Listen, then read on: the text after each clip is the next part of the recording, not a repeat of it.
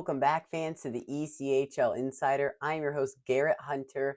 Excited that you're ready to join us for another week in the playoff race around the ECHL, including this week, just 5 weeks left of the regular season. So let's get you caught up on some of the exciting action that happened last week.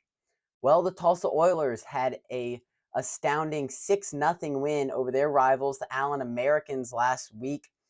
A shutout on the road for the Oilers, definitely impressive, definitely something that can get momentum swinging in your way when you shut out a team in their barn, in their stadium. That definitely leaves a feeling, especially when it's with your rivals, that the Oilers probably enjoyed on Saturday night.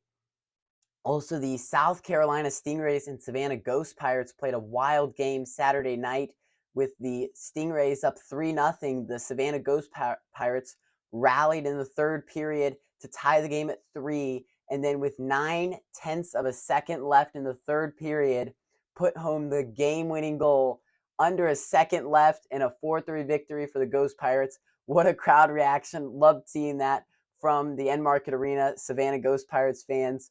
What a reaction from them. Probably won't make the playoffs, but what a game, what a thriller that Ghost Pirates fans will remember for quite a while. And finally, the Indy Fuel, a dominating 4-1 win over the Kalamazoo Wings. Both teams looking to clinch playoff spots in the Central Division. Both teams good contenders as well in the Central Division, so an important win for the Fuel. Well, let's get to the top 5 games upcoming this week. We will start in the Mountain Division with the Tulsa Oilers on Wednesday night taking on the Wichita Thunder. Wichita has battled back a few weeks ago even. They were in 7th place in the Mountain Division. They've battled back. They're tied for 4th place right now. So this a very, very important game for the Thunder. They've played well over the last few weeks, but a hard opponent in the Tulsa Oilers. We'll see how that they do under that type of pressure. And our 4th game of the week, the Adirondack Thunder will visit the Worcester Railers in the DCU Center Saturday night. Adirondack close to wrapping up a playoff spot in the North Division, while Worcester is in the thick of it. They're in 4th place, Adirondack in 1st place. So definitely points that the Railers want to have, but it won't come easy against a very good Adirondack team. At number 3 is the Tulsa Oilers, making a weekend trip Saturday and Sunday to Indy to take on the Fuel. Both teams in very similar spots in their respective divisions. Tulsa, 3rd place in the Mountain Division, but they're looking good, even for 3rd place, looking very good to eventually clinch a playoff spot. And the Indy Fuel, they've impressed me over the last few weeks in playoff position as we speak right now in the Central Division, but definitely 2 evenly matched teams, non-division, so they haven't seen each other so far this season, but really looking forward to this matchup. I think 2 evenly matched teams going at it in a non-division game. I think this will be an underrated matchup this week. And at number 2, South Division rivals, Florida Everblades and Jacksonville Icemen Saturday night. Everblades still in the thick of it right now, tied for 3rd place with the South Carolina Stingrays in that South Division. Jacksonville in 2nd place. So points that both teams really want to have. Florida needs them more, definitely, but it won't come easy. Jacksonville has played so well at home this season, so it should be interesting between 2 rivals on Saturday night. And our top game of the week doesn't get much better than this.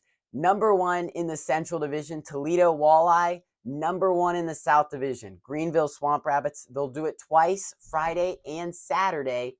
Really excited for these matchups because both teams almost guaranteed now they'll clinch the playoff spot in almost the next few games with being 1st place in their respective divisions. But how will they respond to such a test? These 2 teams almost guaranteed, as we said, in the playoffs, but they need a challenge, I feel like. How will Toledo respond against such a great Greenville team? This will be a challenge for the Walleye. How will Greenville respond against such a great Toledo team? Both teams have had a lot of success, but they will be challenged in a playoff-type atmosphere on this weekend, Friday and Saturday. I think both teams, big challenges. How do they respond in big-time games against another big-time team?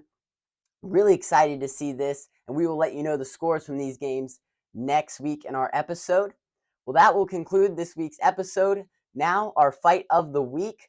Make sure to subscribe to our channels, get our updates on our weekly episodes, and we will see you next week to talk more about the playoff race. That'll get all the way back into the Toledo zone, and that's all she wrote. As Kalamazoo, well, now we're going to have a whole bunch of players getting together here. And we're going to have punches thrown down in the corners, a helmet off. Aiden McDonald is throwing punches. Chaz Redekop is in there. Don't know who he's trying to throw at. The linesmen are trying to break it up because Mitch Lewandowski is in no position to do anything. Redekop still trying to throw punches at him. Still has a hold of his jersey. As the linesmen are trying to get him to break it up.